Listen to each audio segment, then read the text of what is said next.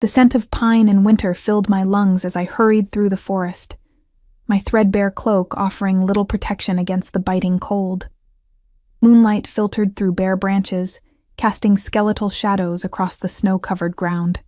My breath formed clouds in the frigid air as I clutched my basket tighter, the herbs I'd gathered rustling against the wicker. Our village was preparing for the winter solstice, a time when we traditionally paid tribute to the Alpha King who ruled our lands. I wasn't supposed to be out alone, especially not at dusk when the forest belonged to creatures far more dangerous than humans. But my grandmother had fallen ill, and the herbs that might ease her fever only bloomed under the light of the waning moon. Just be invisible, Elowen, I whispered to myself, repeating my grandmother's lifelong advice. Small and invisible is how you survive. I'd always been good at being invisible. In a world where strength determined worth, I existed in the margins. Too frail to work the fields, too quiet to command attention, I had learned to move through life unnoticed. My pale blonde hair, almost white in the moonlight, was the only part of me that ever drew unwanted eyes. I kept it tucked beneath my hood. Another lesson from my grandmother. My fingers brushed against the silver pendant hidden beneath my dress, a wolf with eyes of pale blue stone. My mother's final gift before she disappeared into these same woods 7 winters ago. Remember who you are, she had whispered, clasping it around my neck. When everything else is taken from you, this truth remains. I never understood what truth she meant, but the pendant had become my talisman, my guide when fear threatened to overwhelm me. The snap of a twig froze me mid-step. The forest had gone eerily silent, the way it does when a predator is near. I pressed myself against the rough bark of an ancient oak, willing my racing heart to quiet. Through the trees, I glimpsed torches. Not village hunters. Their lights would be fewer, their movements cautious. This was a procession, proud and purposeful. The king's men. Stories of their brutality circulated through our village like ghost tales. Young women who caught their eye sometimes disappeared, especially those with unusual features. My hand instinctively rose to my hood, ensuring my pale hair remained hidden. I should have waited until they passed, should have remained pressed against that tree, small and invisible. But as they drew closer, something pulled at me, a scent carried on the wind, something primal and compelling that made my blood sing in a way I couldn't understand. I leaned forward, just slightly, just enough to glimpse through the branches, and that's when I saw him. The Alpha King walked at the center of his guards, taller than any man I'd ever seen. Unlike his men, who carried torches, he needed none. Darkness seemed to embrace him like an old friend. His face was all sharp angles, a study in controlled power, but it was his eyes that stole my breath. Amber and gold, gleaming with an inner light that was not quite human. Time slowed as those eyes suddenly shifted, looking directly where I hid. A shiver that had nothing to do with cold raced down my spine. No one had ever truly seen me before. In that moment, I felt stripped bare, as if all my secrets lay exposed for him to examine. His nostrils flared slightly, and I knew with sudden certainty that he could smell my fear. I stumbled backward, my basket falling from nerveless fingers. Herbs scattered across snow as I turned to flee. I didn't get 3 steps before strong hands seized my arms. A guard with a face like carved stone dragged me forward, towards the king who hadn't moved, who simply watched with those unnerving eyes. "A spy, your majesty," the guard growled, forcing me to my knees. The king's silence weighed heavier than any shout. His boots entered my downcast vision, soft leather that spoke of wealth beyond my imagination. A hand, large, scarred, powerful, reached down and grasped my chin, tilting my face upward. His touch burned against my skin, not with pain, but with something I had no name for. His expression remained impassive as he studied me, but something flickered in those golden eyes when the hood fell back, revealing my hair gleaming pale in the moonlight. "What is your name?" His voice was deep, with a roughness that suggested he didn't use it often. "Elowen." The word escaped in a whisper. "Why are you in my forest, Elowen?" Each syllable of my name in his mouth felt like a claim. "My grandmother is sick. The fever root only grows. You risk death for herbs." His interruption wasn't unkind, merely puzzled, as if my human concerns were foreign to him. Before I could answer, a horn sounded in the distance, 3 short blasts that transformed the king's expression from curiosity to cold fury. The grip on my arm tightened as the guards tensed around us. "Border breach," one of them reported. The king's gaze never left my face. "Bring her." "Your Majesty," I protested, finding courage I didn't know I possessed. "My grandmother needs—" "Your village will be searched," he cut me off. "If your story proves true, arrangements will be made for the old woman." His tone brooked no argument. "But you come with me." I was lifted onto his horse before he mounted behind me, his chest a wall of heat against my back.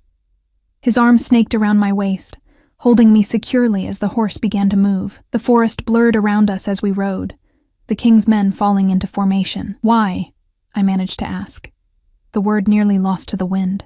His breath was warm against my ear as he answered. "Because you smell like moonlight and secrets, little wolf, and I haven't been curious about anything in a very long time." Dawn broke as we emerged from the forest onto a cliffside road I'd never seen. Below us sprawled a fortress of dark stone and iron, massive and ancient, surrounded by walls that seemed to grow from the mountain itself. The fortress of the Alpha King, a place of legends and nightmares. A place no ordinary human ever entered and returned to tell of it.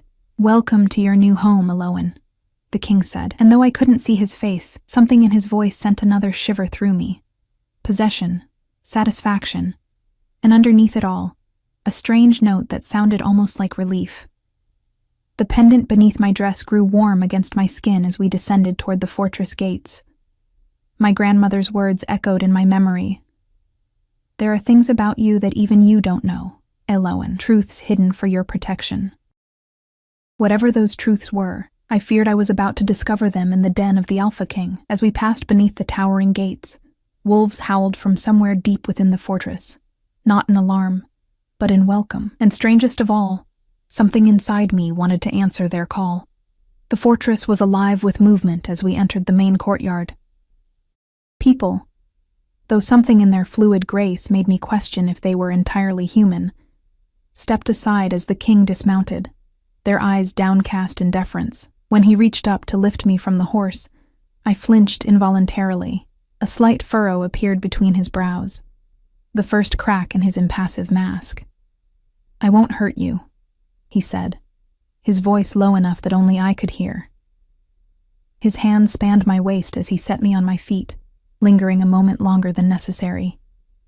I felt small beside him, fragile in a way that had always been my shame in the village. Yet, here, surrounded by his kind, my smallness felt different, not weakness, but something else I couldn't define. The king turned to a woman with sharp features and auburn hair pulled into a severe braid. "Elena, prepare chambers in the east wing." Elena's gaze swept over me, assessing and dismissive in one glance. "The dungeons would be more appropriate for a human trespasser, Your Majesty." "She's not a prisoner," his tone ended any further discussion. "And I doubt she's entirely human." My heart stuttered. What did he mean, not entirely human? I wanted to protest, to insist on the simple truth of my existence, but the words died on my lips as the king's hand pressed lightly against the small of my back, guiding me forward. The interior of the fortress was a contradiction. Brutally stark stone corridors giving way to unexpectedly beautiful halls adorned with tapestries and ancient weapons. Servants scurried around us, stealing curious glances. None met my eyes directly, except for a young boy with a shock of red hair, who openly stared until an older woman cuffed him gently and pulled him away. "You have questions," the king said as we climbed a winding staircase. It wasn't a question. "Why am I here?" I managed, my voice steadier than I felt. He paused, turning to study me with those unnervingly perceptive eyes. "Your scent is unusual. You carry markers of my kind, yet you live as human. Your kind?" Though I asked, part of me already knew the answer, had always known it in some deep, wordless way.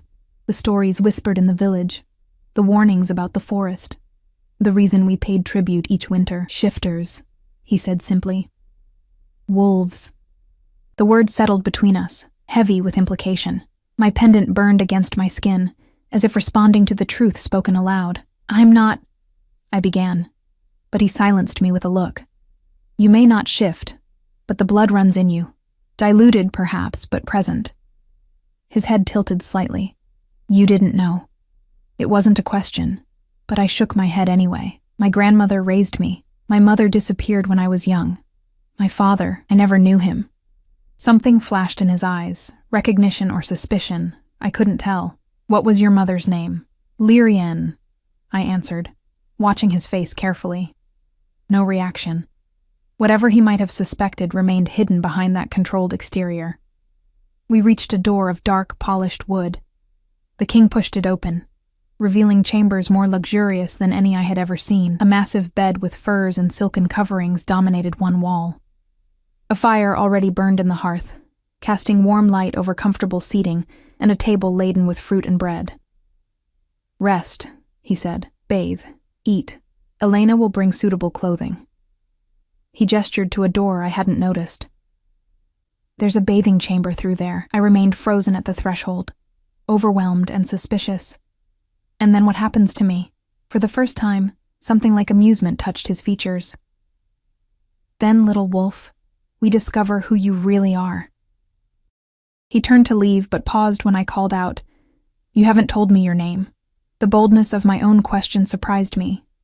He looked back, that strange half-smile still playing at his lips. Cassius. My name is Cassius. After he left, I stood motionless in the center of the room, trying to process everything that had happened since I'd ventured into the forest. My grandmother must be frantic with worry. And what had the king, Cassius, meant about discovering who I really was? The silver pendant seemed to pulse against my skin, a silent reminder of my mother's final words. Remember who you are. Had she known this day would come? Exhaustion suddenly overwhelmed me. I moved to the window, gazing out at the fortress grounds below. Guards patrolled the walls, their movements precise and coordinated. Beyond them stretched the forest, and somewhere within it, my village, my old life. I wasn't naive enough to think I could simply walk out. Whatever Cassius wanted from me, whatever he thought I was, he wouldn't let me leave until he had his answers. And perhaps, most disturbing of all, part of me didn't want to leave, not yet.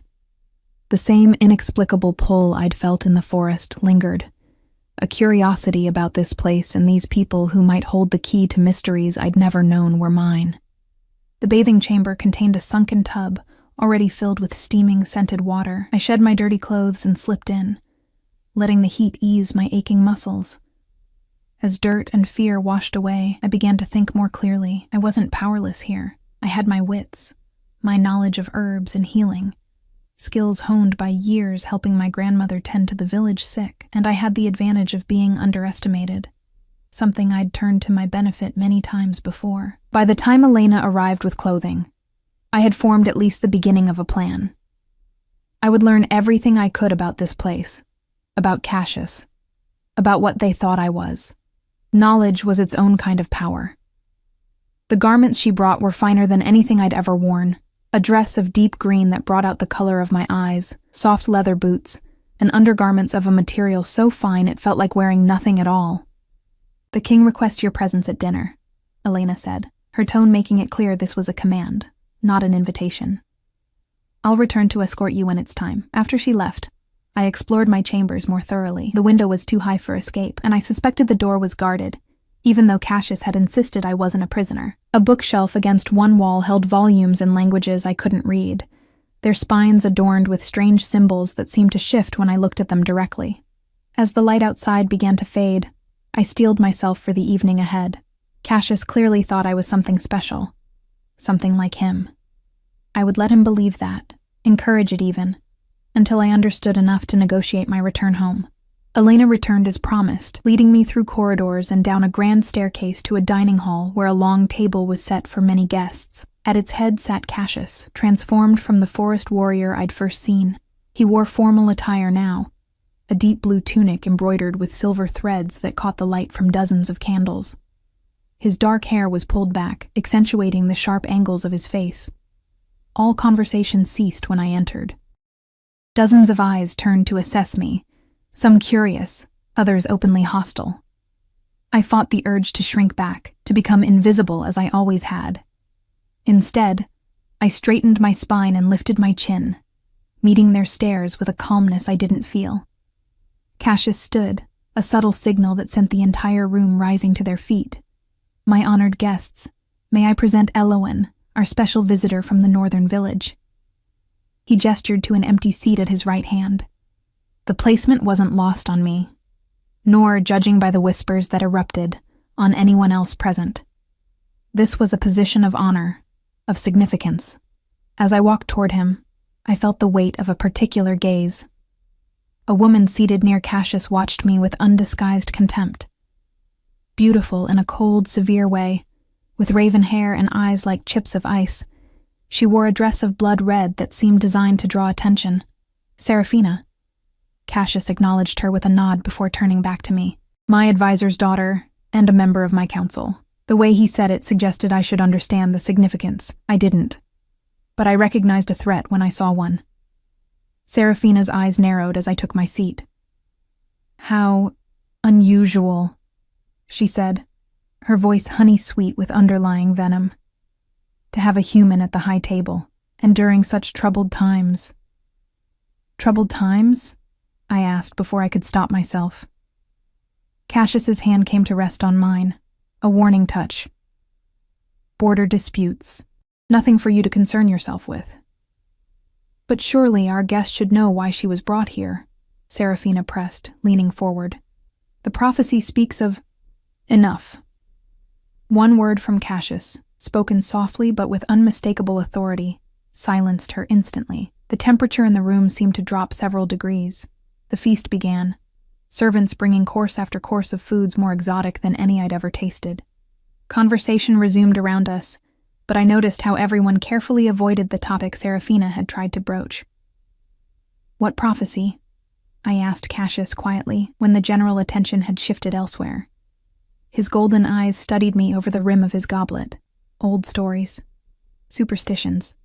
About me? About someone like you, he corrected. Someone caught between two worlds, who might bridge them. Before I could ask more, a commotion at the entrance to the hall drew everyone's attention. A guard rushed in, breathing hard, blood staining his uniform. Your Majesty, he gasped, dropping to one knee. The eastern border has fallen. Nathaniel's forces have breached our first defenses. They'll reach the fortress by tomorrow's nightfall. Cassius rose, his entire demeanor shifting from controlled civility to lethal focus in an instant. How many? Hundreds, and they've brought the silver weapons. A murmur of fear rippled through the hall. I didn't understand the significance, but the reaction was unmistakable. Even Seraphina's composed mask slipped, revealing genuine alarm. Clear the hall, Cassius ordered. Council members remain. As people hurriedly began to leave, he turned to me. His expression had hardened, but when our eyes met, something softened fractionally. You should return to your chambers. Let me help, I said impulsively. I know healing herbs, treatments for wounds. Surprise flickered across his face. You would help us? I help those who need it, I replied simply. That's who I am. For a long moment, he regarded me as if seeing me for the first time. Then he nodded once, sharply. Stay then. But understand, what you hear in this room cannot leave it. As the hall emptied, leaving only those Cassius trusted most, I realized I had just crossed some invisible line. Whatever game of secrets and half-truths had been playing out around me had suddenly become deadly serious. And I, Elowen the Invisible, the girl who had spent her life in the margins, now sat at the center of a war council in the fortress of the Alpha King. The council meeting lasted well into the night. Maps were spread across the dining table, wine goblets hastily pushed aside as Cassius and his advisors plotted defense strategies. I remained quiet, absorbing everything. The locations mentioned, the names of allies and enemies, the strengths and vulnerabilities of the fortress. The name Nathaniel was spoken with particular venom. A rival Alpha, I gathered, who ruled territories to the east and had long desired to expand his domain. He's been waiting for this moment, growled a battle-scarred warrior named Thorn. Testing our borders for weaknesses since the last full moon. What changed? Cassius asked, his fingers tracing the mountain passes on the map. Why attack now with winter setting in? The prophecy, Serafina said, her icy gaze sliding to me. He knows she's here. The room fell silent. Every eye turned to me, expressions ranging from suspicion to curiosity to outright hostility. How would he know that? Cassius's voice was dangerously soft. No one answered immediately. The silence stretched until a man with silver at his temples, introduced earlier as Roland, Cassius's chief advisor and Serafina's father, cleared his throat. There was a traitor in the northern village 3 days ago. One of Nathaniel's spies, perhaps. Or someone in this room sent word, Cassius suggested, his gaze sweeping across his council. I watched their faces, noting who maintained eye contact and who looked away. Serafina met the king's gaze unflinchingly, but there was something calculating in her expression that made me uneasy. What exactly does this prophecy say? I asked, unable to contain my curiosity any longer. And why would it matter to this Nathaniel? Cassius exchanged a glance with Roland, who nodded almost imperceptibly. The prophecy speaks of a bridge between worlds, Roland explained, his voice carrying the weight of history. A female with moonlight in her hair and humanity in her heart, who would determine the future of all shifter kinds. In her hands would rest the power to unite or destroy. That's vague, I said, earning a few surprised looks at my boldness. Roland's lips twitched in what might have been amusement. Prophecies often are, but the timing aligns. Tensions between the packs have never been higher. Resources grow scarcer each winter. Nathaniel believes in the old ways, that shifters should rule over humans, not hide from them or trade with them as we do. And I'm supposed to, what? Stop a war? The absurdity of it struck me suddenly. I'm a healer's apprentice from a village so small it barely has a name. I've never even left the northern woods until yesterday. Yet here you are, Cassius said quietly, with shifter blood flowing through your veins, found exactly when and where the prophecy foretold. A heavy silence fell. I fought the urge to touch my pendant, not wanting to draw attention to it. Whatever truth it represented suddenly felt dangerous. We continue with our defense preparations, Cassius finally said, straightening. Doubled patrols on all walls. Move the vulnerable to the inner chambers. And, he added with particular emphasis, no one speaks of the prophecy or our guest outside this room. As the meeting disbanded, he gestured for me to remain. When we were alone, he came to stand before me, close enough that I had to tilt my head back to meet his gaze. You're taking this remarkably well, he observed, finding out you might be part of an ancient prophecy. Caught in the middle of a pack war, I shrugged, aiming for nonchalance. I'm still deciding if any of this is real, or if I've fallen asleep by my grandmother's hearth and dreamed it all. And if it is real? His voice dropped lower, something in his tone making my pulse quicken. What then, little wolf? Then I suppose I need to understand my part in it, I answered honestly. Starting with what makes you so certain I have shifter blood when I've lived 17 years, showing no sign of it. He studied me for a long moment, then held out his hand. Come with me. Curiosity overriding caution, I placed my hand in his. His fingers closed around mine, warm and strong, as he led me from the hall and through corridors I hadn't seen before. We descended a spiral staircase, the temperature dropping with each step. The walls here were older, rougher, carved directly from the mountain itself. We emerged into a vast cavern lit by torches in iron sconces. At its center lay a pool of still, dark water that seemed to absorb the light rather than reflect it. The seeing pool, Cassius explained, leading me closer. It reveals truths hidden from ordinary sight. The surface of the water was unnaturally still, like polished obsidian. My reflection stared back at me, pale and uncertain in the torchlight. What am I supposed to see? I whispered, afraid to break the hushed silence of the cavern. Look deeper, he urged, his hand moving to the small of my back. I leaned forward, focusing on the water. Gradually, my reflection began to change. My eyes, normally a clear green, took on an amber glow similar to Cassius's. My features sharpened subtly, becoming more angular, more predatory. That's not me, I protested, though the transformation felt strangely right, like recognizing a part of myself I'd never acknowledged. It's who you could be, Cassius said. The shifter blood in you is dormant, not absent. His hand moved to my shoulder, turning me to face him. The full moon is tomorrow night. With the right catalyst, you might complete your first shift. Fear and strange exhilaration mingled in my chest. And if I don't want to, the choice should be yours, he conceded. Though something in his tone suggested it wasn't that simple. But consider this. A human stands little chance in the conflict that's coming. A shifter, even a new one, would have better odds of survival. Is that why you brought me here? To turn me into a weapon for your war? His expression darkened. I brought you here because leaving you in that village was no longer safe.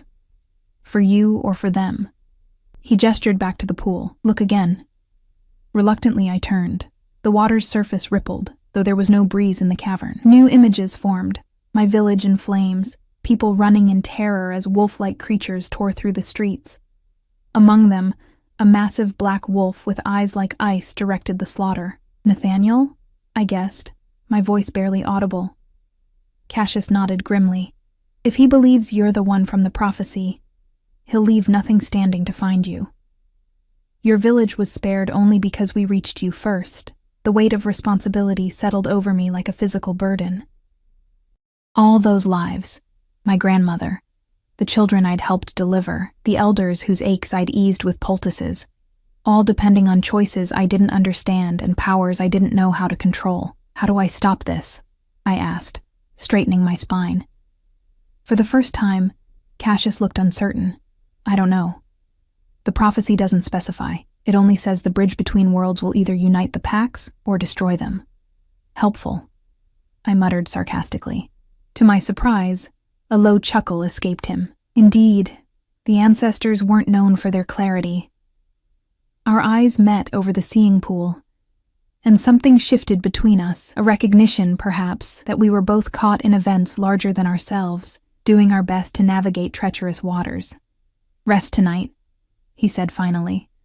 Tomorrow we begin preparing you, prophecy or no prophecy. Back in my chambers, sleep eluded me despite my exhaustion. I stood by the window, watching the moon rise over the mountains. Almost full, its light cast long shadows across the fortress grounds, where guards moved in constant vigilance. A soft knock interrupted my thoughts. Before I could respond, the door opened to reveal Serafina, still in her blood-red dress from dinner. "May I enter?" she asked with false sweetness, already stepping inside. I nodded cautiously, sensing this wasn't a social call. She circled the room slowly, trailing her fingers over surfaces as if checking for dust. Comfortable accommodations for a village girl. The king has been generous, I replied neutrally. Cassius has always had a weakness for strays. Her smile didn't reach her eyes, especially pretty ones with sad stories. I said nothing, waiting for her to reveal her true purpose. You should know, she continued, picking up a silver hairbrush from the dressing table, that many have tried to claim the prophecy before. Village girls with unusual coloring, human women who caught a shifter's eye. She set the brush down with deliberate care. None of them survived the full moon. A chill ran through me. Is that a threat? A history lesson? She moved closer. Her scent, something sharp and floral, filling my nostrils. The fortress has a long memory, Eloan. And I've been by Cassius's side for decades. I've watched pretenders come and go. I never claimed to be anything, I pointed out. It was Cassius who brought me here. Yes, she agreed, her eyes narrowing. And that's what makes you dangerous. He believes in you, perhaps even more than you believe in yourself. She leaned closer. But consider this. If you're not the one from the prophecy, you're leading us to destruction for nothing. The packs will tear each other apart, and the blame will rest on your shoulders. With that parting thought, she glided to the door. Sleep well, village girl. Tomorrow brings the full moon, and with it, the truth. After she left, I sank onto the edge of the bed, her words echoing in my mind. What if she was right? What if I wasn't what Cassius thought I was? Innocent people would die because of his misplaced faith in me. My hand rose to the pendant at my neck, drawing comfort from its familiar weight. Remember who you are, my mother had said. But who was I, really? Dawn broke with a commotion in the corridors. I had barely slept, but adrenaline surged through me as my door burst open. Elena rushed in, her usual composure fractured. "Get dressed quickly," she ordered, throwing open the wardrobe and pulling out a simple tunic and leather trousers. "The outer wall has been breached. Nathaniel's scouts were spotted in the forest." I changed hurriedly, following her through corridors now buzzing with activity. Shifters in various states of readiness rushed past, some carrying weapons, others herding children toward the inner chambers. Elena led me to a room I hadn't seen before. Circular, with high windows and walls lined with weapons. Cassius stood at its center, deep in conversation with Thorn and several other warriors. He looked up as I entered, and something in his expression shifted. "You should be in the secure chambers with the others," he said, dismissing the warriors with a gesture. "I want to help," I insisted. "You said yourself that Nathaniel is coming for me. I won't hide while others fight my battle." He studied me for a long moment, then nodded. "Very well. But you stay by my side." Throughout the day, I shadowed Cassius as he prepared his pack for the coming assault. I learned more about shifter society in those hours than I had in all my life. They were organized, disciplined, with a clear hierarchy that centered on Cassius, but allowed for individual strengths to be utilized. By midday, scouts reported that Nathaniel's main force was moving faster than expected. They would reach the fortress by nightfall, just as the full moon rose. "The timing isn't coincidental," Roland observed grimly as we gathered again in the council chamber. "He wants us at our most volatile, when the shift is hardest to control." "He also wants her," Cassius said, nodding toward me. "The prophecy speaks of the full moon as the catalyst." I felt the weight of expectation pressing down on me. "And if nothing happens, if I don't shift, then we defend the fortress as we always have," Cassius replied firmly, "with or without prophecies." But the worried glances exchanged around the table told a different story. They needed me to be what the prophecy promised. Their hope, their very survival, hinged on it. As the sun began its descent, Cassius took me to the highest tower of the fortress.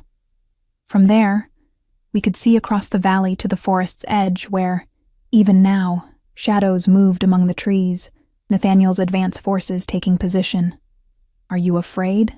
he asked, his voice gentle in a way I hadn't heard before. "Terrified," I admitted, seeing no point in lying. "But not just of the battle." He turned to me, his golden eyes reflecting the setting sun. "Of what then?" "Of failing. Of not being what you all need me to be." I looked away, unable to bear the intensity of his gaze. What if Serafina is right? What if I'm just a village girl with unusual coloring, and all of this is a mistake? Cassius was silent for so long I thought he might not answer. When he did, his words surprised me. "When I found you in the forest, I wasn't looking for the prophecy's fulfillment. I was patrolling, as I've done countless nights before." His hand came up, hesitantly, to brush a strand of pale hair from my face. "But the moment I caught your scent, something in me recognized something in you. Not just shifter blood, though, that's there. Something essential. Something that called to parts of me I'd long buried." The intensity of his words, the raw honesty in them, left me speechless. "I don't know if you're the one from the prophecy, Elowen," he continued. "But I know you're not ordinary, and I know that finding you has already changed things that seemed unchangeable." The sun dipped below the horizon, casting us in twilight's blue shadows. Below, torches began to light along the fortress walls as defenders took their positions. In the distance, a horn sounded, 3 long blasts that carried on the wind. "Nathaniel's signal to attack," Cassius explained, his body tensing beside mine. As if in answer, the full moon began to rise, vast and luminous over the eastern mountains. Its light washed over us, and I felt a strange tingling beneath my skin, a restlessness in my bones I'd never experienced before. Cassius must have noticed the change in me, for he reached out to steady me. "It's beginning," he said, something like wonder in his voice. "The moonlight calls to your blood." Below us, the first wave of attackers emerged from the forest, wolves larger than natural, moving with coordinated purpose toward the fortress walls. The battle for the Alpha King's domain had begun, and I, caught between worlds, stood at the precipice of a transformation I didn't understand, drawn by moonlight and the golden eyes of the king who had claimed me. The moon's pull grew stronger as it rose higher in the night sky. My skin felt too tight, my senses heightening until the torchlight seemed blinding, the distant clash of weapons deafening. Every breath brought new information. The metallic tang of blood, the acrid scent of fear, the distinctive musk of shifters in battle form. "Stay with me," Cassius urged, his hand gripping mine as he led me down from the tower. "The first shift is disorienting. You'll need an anchor." We descended into chaos. The fortress had become a battlefield, defenders rushing to reinforce the inner walls as the outer perimeter fell. Wounded shifters were carried to a makeshift infirmary in the Great Hall, their agonized cries sending shivers down my spine. I paused at the entrance to the hall, pulled by an instinct I didn't recognize. I should help them. Cassius hesitated, clearly torn between keeping me protected and utilizing whatever skills I possessed. "Be quick," he finally said. "I need to coordinate the western defense. Stay inside these walls, understand?" I nodded, already moving toward the nearest wounded shifter, a young female with a vicious gash across her torso that wasn't healing as it should. "Silver weapons," explained an older healer working frantically nearby. "Slows the regeneration, causes infection if not treated properly." My training took over. I examined wounds, prepared poultices from the herbs available, and directed those with minor injuries to help with the more serious cases. The knowledge I'd gathered from my grandmother, remedies I'd used for human ailments, proved surprisingly effective for shifters when modified for their stronger constitutions. Time blurred as I worked, the strange energy beneath my skin channeled into healing rather than transformation. I found myself instinctively knowing which herbs would counteract the silver poisoning, my fingers working with newfound precision. "You have the touch," the older healer, Mira, she'd introduced herself, remarked as we worked side by side. "Rare, even among born shifters. I'm not—" I began automatically, then stopped. After everything I'd seen, everything I'd felt since entering the fortress, denial seemed pointless. "I don't know what I am anymore." Mira's eyes, a warm amber similar to Cassius's, crinkled with understanding. "The blood knows, even when the mind forgets." A commotion at the hall entrance drew our attention. Guards rushed to form a defensive line as the massive doors shuddered under some external force.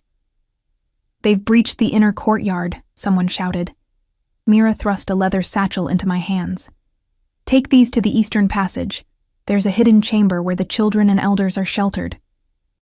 "They'll need healing there too," I hesitated, remembering Cassius's instruction to stay put. But the doors wouldn't hold much longer, and the wounded here couldn't be moved quickly enough. Decision made, I slipped out a side entrance, following Mira's hurried directions through narrow corridors. The sounds of fighting grew louder as I neared the eastern wing, suggesting Nathaniel's forces had penetrated deeper than anyone anticipated. Rounding a corner, I collided with a figure moving stealthily in the opposite direction. Strong hands steadied me, then tightened painfully as I found myself face to face with Serafina. "Going somewhere?" she asked, her glacial eyes assessing me with calculated interest. "To the sheltered chamber," I answered, holding up the medicine satchel as evidence. "Mira sent me." "How convenient." Her grip didn't loosen. "The eastern passage leads directly past the king's private chambers, where, I'm told, certain artifacts of power are kept, artifacts that might be useful to someone hoping to influence a pack war." I stared at her in genuine confusion. "I'm trying to help the wounded, not steal artifacts." "Of course you are." Her smile was razor-sharp, the helpful little human, always in exactly the right place at exactly the wrong time. She leaned closer, her voice dropping to a whisper. "I've watched you since you arrived, village girl. So eager to learn our ways, to map our defenses, to stand at Cassius's right hand." Understanding dawned, cold and sickening. "You think I'm working with Nathaniel?" "I think," she replied, drawing a silver dagger from her sleeve, "that you're the perfect distraction. While Cassius fixates on you and your supposed destiny, Nathaniel slips past our defenses with suspicious ease." The accusation was so absurd I almost laughed. I was kidnapped from my village less than 2 days ago. How exactly would I have coordinated with a rival alpha I'd never heard of until yesterday? Serafina's expression didn't change, but the dagger pressed against my side, not cutting, but threatening. Perhaps you've been his creature all along. A plant in that village, waiting for the right moment. Your convenient discovery by Cassius. Your ignorance of shifter ways. It's all too perfect. A crash from somewhere nearby interrupted whatever she might have said next. The corridor shook, dust raining from the ceiling as something heavy impacted the walls. Serafina's momentary distraction was all I needed. I twisted from her grip, the movement instinctive and more fluid than any I'd managed before. The medicine satchel fell, spilling herbs across the stone floor as I put distance between us. Her eyes widened, then narrowed with new calculation. So the shift is beginning. Good. Let's see what you really are. She lunged with inhuman speed, the silver dagger slashing toward my throat. I should have died in that moment. Untrained, unshifted, caught by surprise.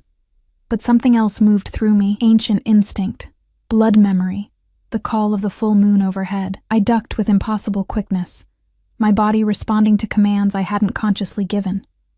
Serafina recovered quickly, circling me with predatory grace. Interesting.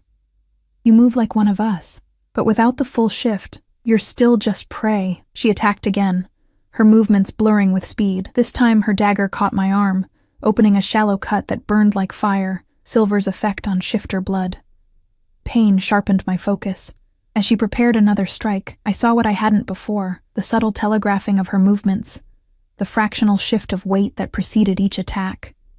I dodged again, this time countering with a strike of my own that caught her by surprise. My nails, suddenly longer, sharper, raking across her cheek. Blood welled from the scratches, and Serafina's expression transformed from cold calculation to primal rage. Enough games. She began to shift. Not the complete transformation to wolf form, but a partial change that made her more dangerous. Her features elongated slightly, her teeth sharpening to points, her hands curving into lethal claws. I backed away, knowing I was outmatched.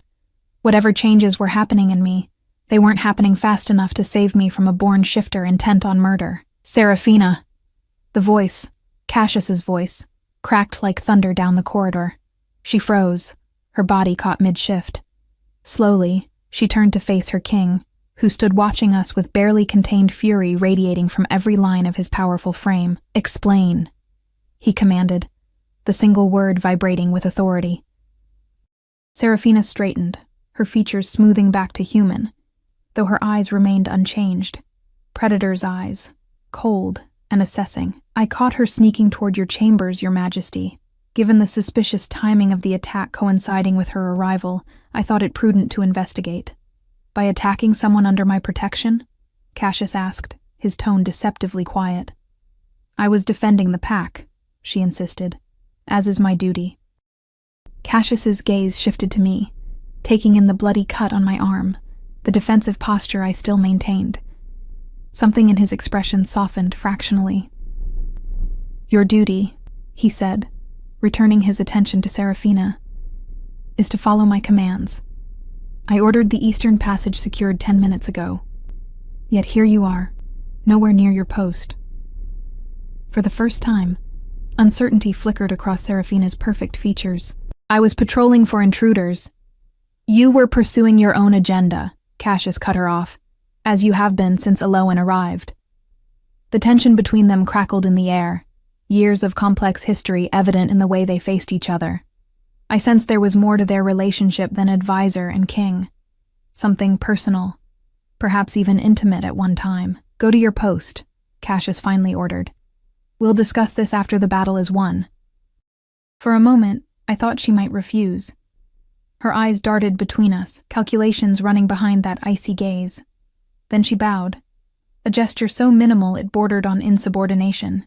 As you command, my king. With a last venomous glance at me, she disappeared down the corridor. As soon as she was gone, Cassius moved to my side, examining the cut on my arm with gentle fingers.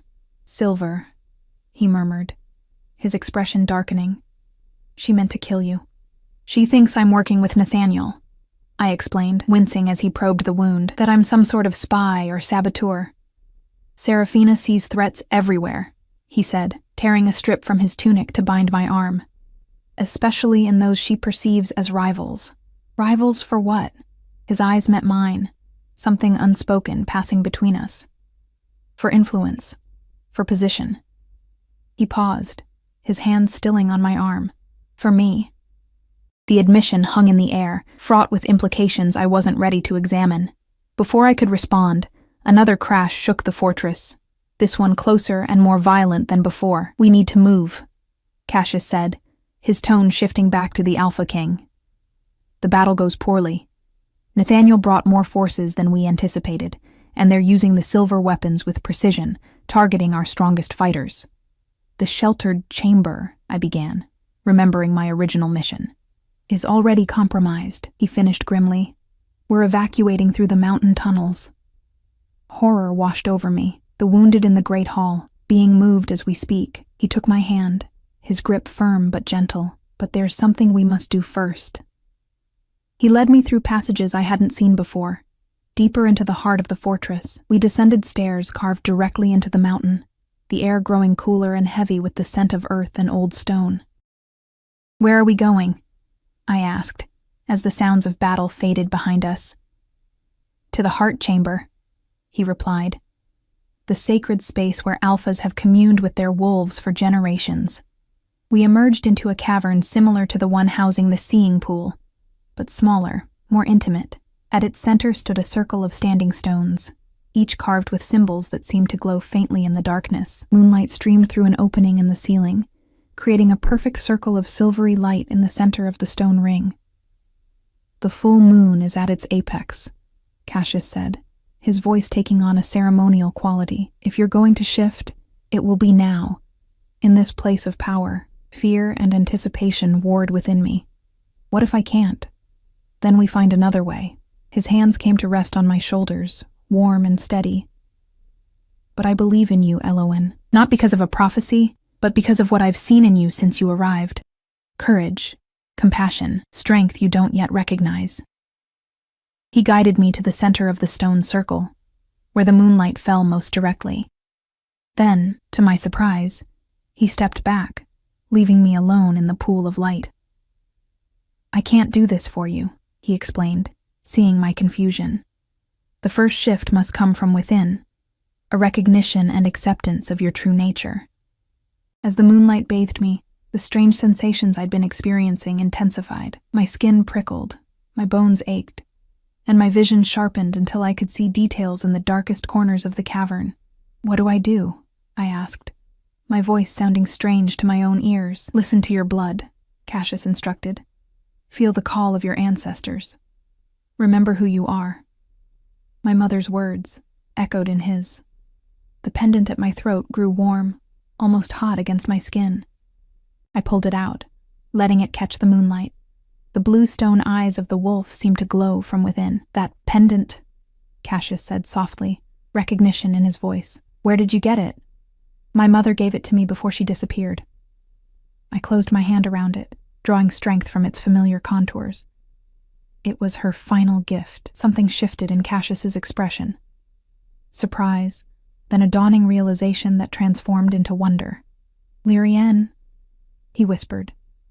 "She survived." The name, my mother's name in his mouth, sent shockwaves through me. "You knew her?"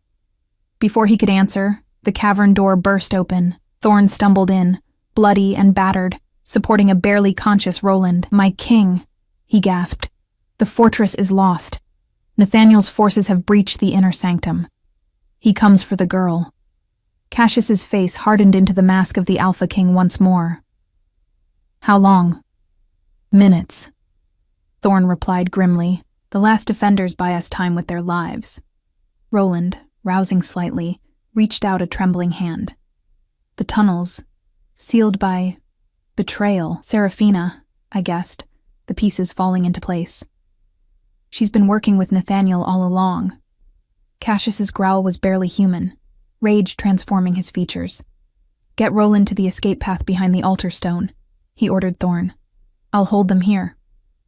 "And the girl?" Thorn asked, glancing at me. Goes with you. Cassius answered firmly. No. The word escaped me before I could consider it, surprising all of us with its force. I won't run. This isn't your battle, Elowen, Cassius argued, though I sensed his heart wasn't in it, isn't it?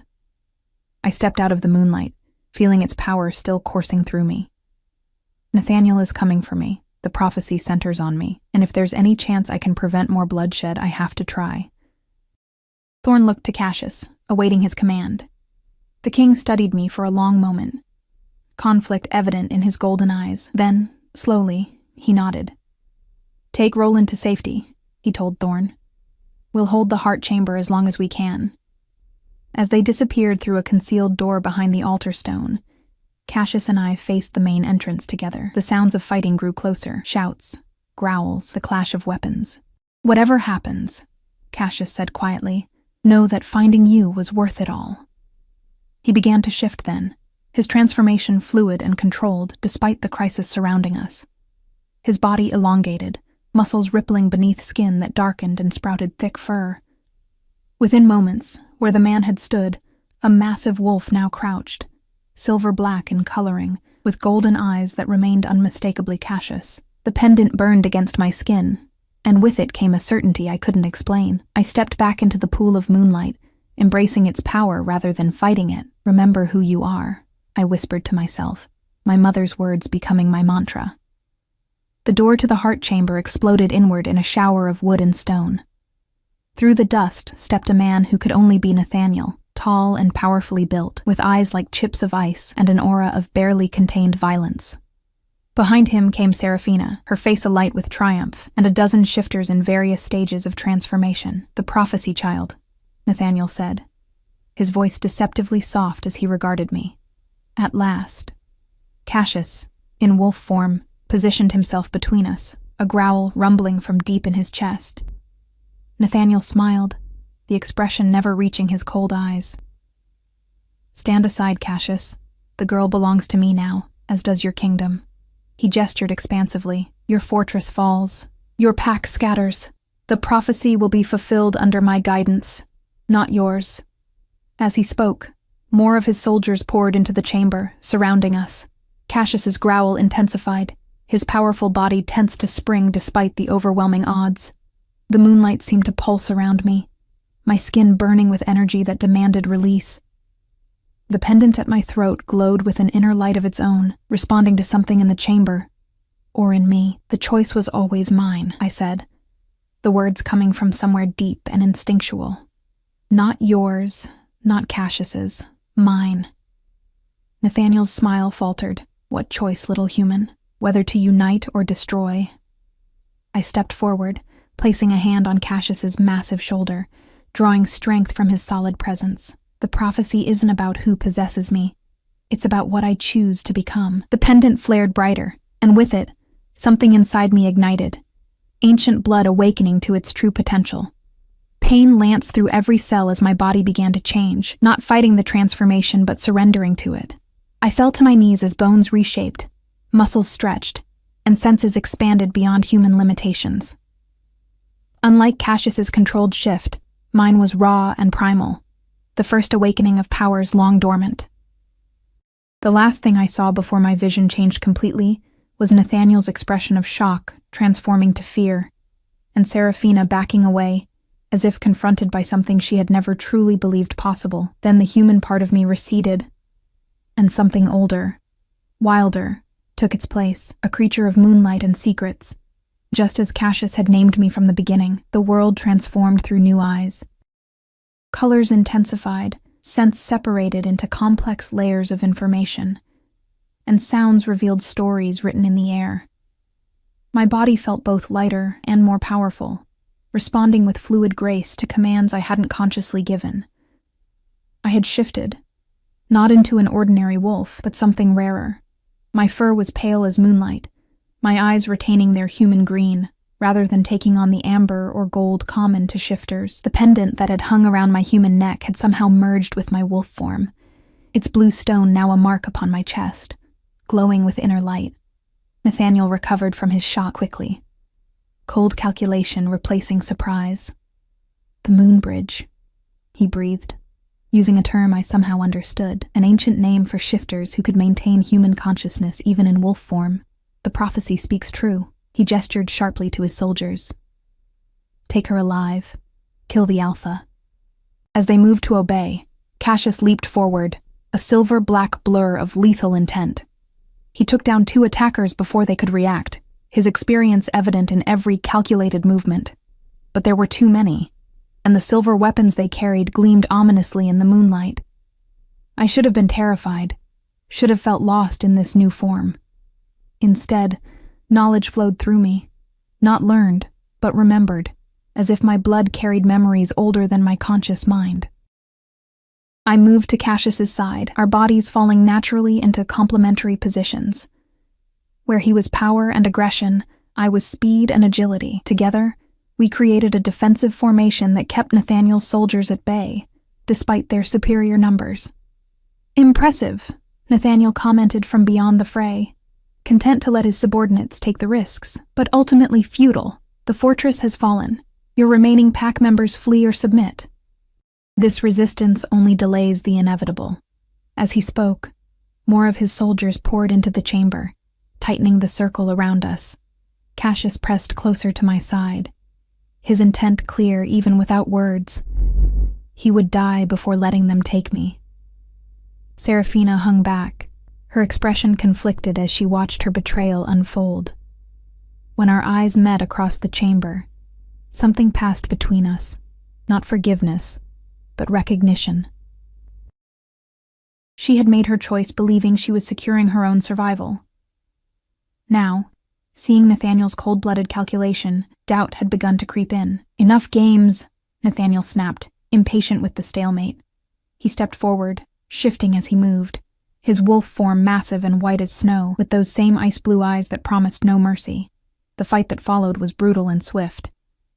Cassius met Nathaniel's charge head-on, the 2 alpha wolves locked in a battle that had been brewing for generations. They were evenly matched in size and strength, but Cassius fought with the desperation of one defending everything he loved, while Nathaniel carried the cold precision of ambition. I fought my own battles, instinct guiding me as I evaded silver blades and slashing claws. My smaller size became an advantage, allowing me to slip past defenses and strike where least expected. But with each passing moment, exhaustion crept closer. I was newly shifted, untrained, and outnumbered. A pained yelp drew my attention to Cassius, who had been driven to one knee by Nathaniel's relentless assault. Blood darkened his silver-black fur where a silver weapon had found its mark. Despite the wound, he struggled to rise, refusing to yield. Something snapped within me at the sight. Protective instinct, yes, but also something deeper. In the days since my abduction, Cassius had shown me more truth, more respect, than I'd known in years of village life. He had seen me when I was invisible, valued me when I thought myself worthless. The pendant's mark on my chest flared with sudden heat as anger and determination surged through me. I launched myself toward the battling alphas, not in blind fury, but with calculated intent. As Nathaniel reared back for a killing blow, I slipped between them, my smaller form a shield before Cassius's larger one. Nathaniel hesitated, unwilling to risk harming the prophecy's fulcrum. That moment of hesitation was all we needed. I didn't consciously know what to do next, but my body, or perhaps the ancient blood now fully awakened within me, did. The mark on my chest brightened until its light filled the chamber, blue-white and blinding. With it came a wave of energy that rippled outward, touching every shifter present. The fighting stopped as all found themselves momentarily frozen, caught in the grip of power older than pack rivalries or prophetic interpretations. In that suspended moment, I felt connected to each of them, sensed their fears, their loyalties, the wounds both physical and spiritual that drove their actions. Most surprising was what I sensed from Nathaniel. Not just cold ambition, but genuine belief that his path was necessary for shifter survival. Beneath his cruelty lay fear that humans would eventually hunt their kind to extinction, fear that accommodating human society as Cassius advocated would dilute what made them strong. "This is not the way," I spoke, my voice carrying in the silence, somehow understandable despite my wolf form. "Destroying each other only hastens what you fear." The light receded, freeing them from its hold, But the connection remained, a bridge between minds as well as worlds.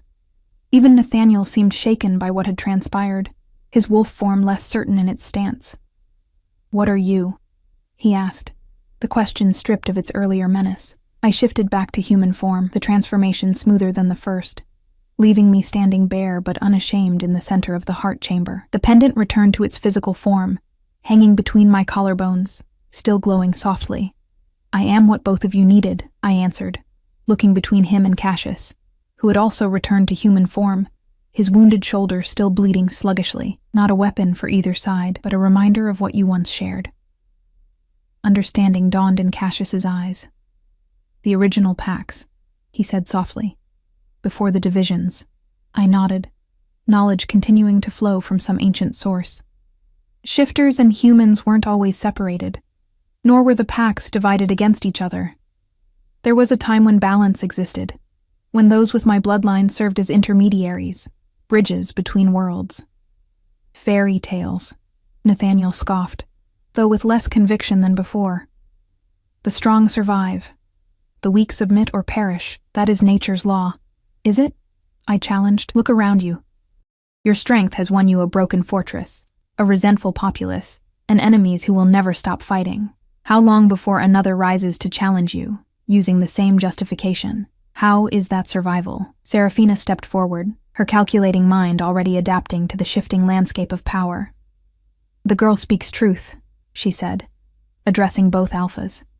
"This endless cycle weakens us all, while humans grow stronger, more numerous." "And what alternative do you propose?" Nathaniel demanded, his ice blue eyes narrowed with suspicion. "Alliance," Cassius answered, standing straighter despite his injury. "Not submission, not dominance, partnership." He looked at me with newfound understanding. That's what the prophecy meant by uniting or destroying, not choosing one pack over another, but choosing whether packs themselves would continue to exist. The chamber fell silent, as the weight of this interpretation settled over all present. Even Nathaniel's most loyal soldiers exchanged uncertain glances, the promise of endless war suddenly less appealing than the possibility of lasting peace. "It won't be easy," I acknowledged, looking from face to face. "Generations of hostility don't disappear overnight, but the alternative is mutual destruction." Nathaniel's expression remained guarded, but something had changed in his eyes, calculation giving way to consideration. "And what role does the bridge play in this alliance?"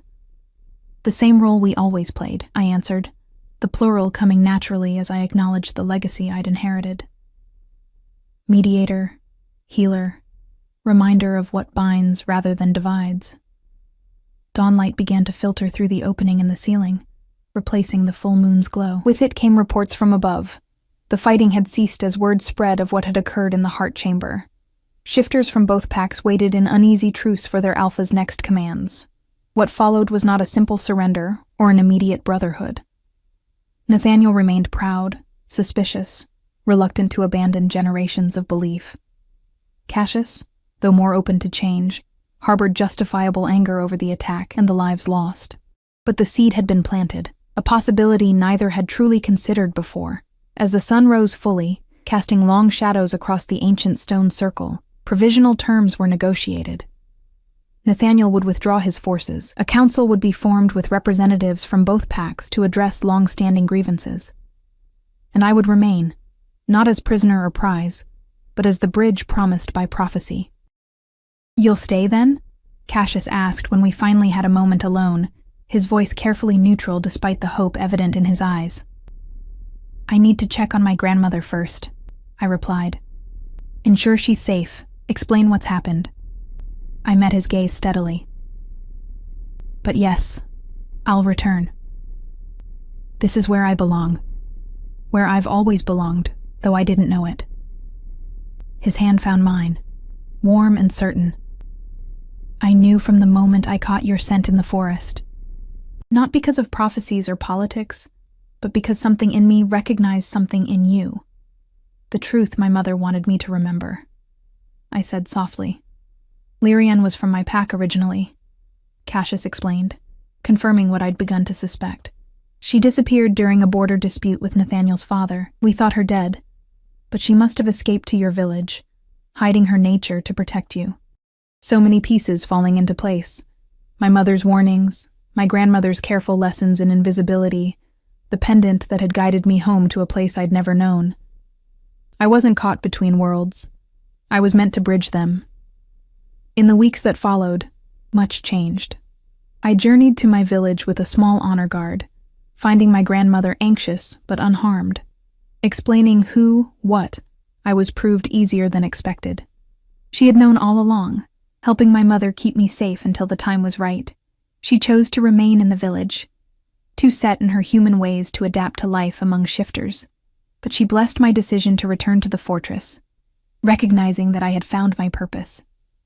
The integration of the packs progressed slowly, marked by setbacks and lingering mistrust.